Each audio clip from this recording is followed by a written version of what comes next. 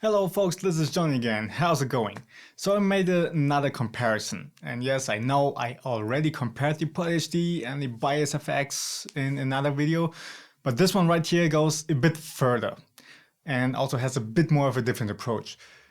For one, I added the Overloud TH3 to this comparison, and the tones are just Tube Screamer and Dual Rectifier from the respective modelers, and afterwards the Buddha 4x12 by Rosen Digital impulse response.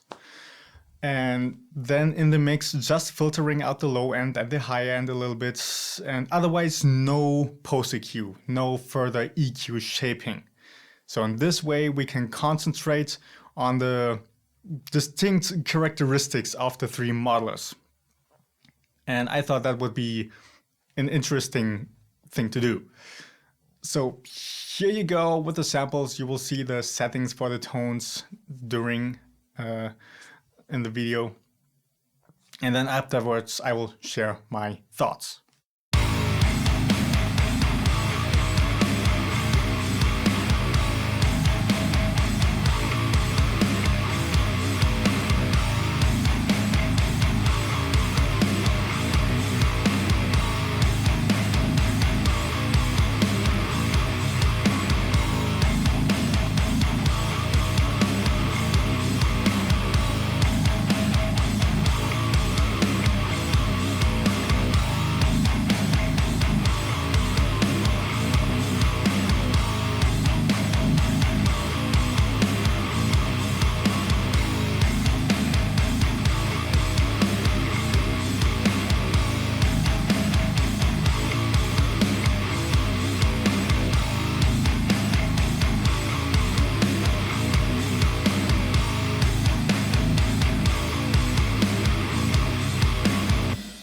Alright, so I know it's a simple demo, very simple riff, but I think it gets the point across that I'm trying to make in this one, or if there actually is a point to put across. Anyways, now what I noticed about the PodHD compared to the others, it seems to be a bit more scooped. It would definitely benefit from a mid-range boost.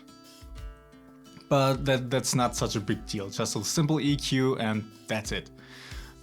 But something else that you can't really fix, what I notice is the PodHD isn't quite as dynamic in the palm mutes as the other two. Because what you hear is the pick attack being nicely distorted and in your face, and then right after the pick attack, when the strings are just swinging and all the low end comes through, the distortion kind of goes on the same way with the PodHD. And that is what we're talking about when it comes to dynamics on distorted rhythm tones, okay? So on the PodHD, it has a bit more of a constant distortion flow going on, I guess you could say. I mean, it's not that bad, definitely not as bad as the older pod models, but you still notice it a little bit. I mean, the general listener and the people who don't really know anything about the stuff won't hear the difference whatsoever, but I notice it. The other two, Bias FX and the TH3, have a bit more dynamic going on. So you also hear the pick attack being distorted and in your face, and then right after the pick attack the distortion comes down a bit and you have a more defined, bit cleaner low end, I guess you could say. And that is more of a plus point for the other two modelers. But I can take that a little bit of a negative point, because there's one positive point for the PodHD that I cannot discard at all.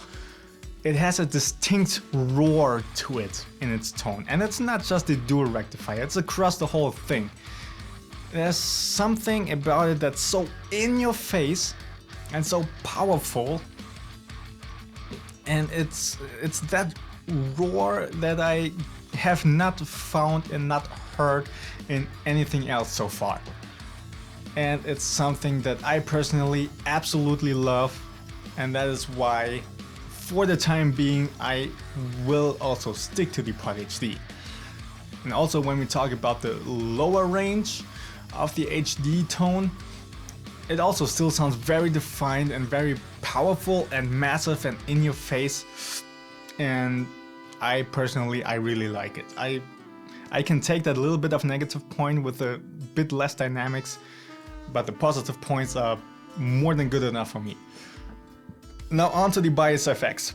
Also for what it is and for the price, again, like I said in my last comparison, it is rock solid. Okay, don't get me wrong. Objectively speaking, it's very good. For me personally though, I still find some disappointments in it.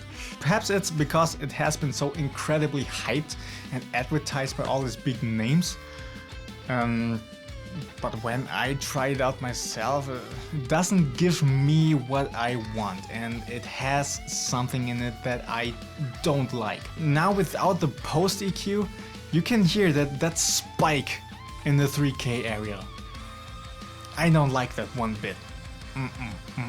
I mean, the Pod HD Pro also has some trouble in the 2 to 3K area, but just a little dip and it's good. With bias, it's more excessive. I find in this comparison you can hear the Pod HD tone still sounds okay, and Bias FX, you do hear that spike going on, and it's something that I personally find a bit irritating. I mean, you might love it the way it is, and that's cool, that's super cool. I personally, not so much. I don't know. No, it doesn't really convince me all that much. But again, also the lower range, like in my last comparison, it sounds very defined and good. And yeah, overall, this thing is good, at least on the tread plates, the dual rectifier model that I can test out. I only have the demo. It's just on my opinion, what I'm looking for in a rhythm tone and what I like to see, what I don't like to see. Bias FX doesn't do it for me. Now let's go to Overloud TH3. That one surprised me quite a bit, I have to say.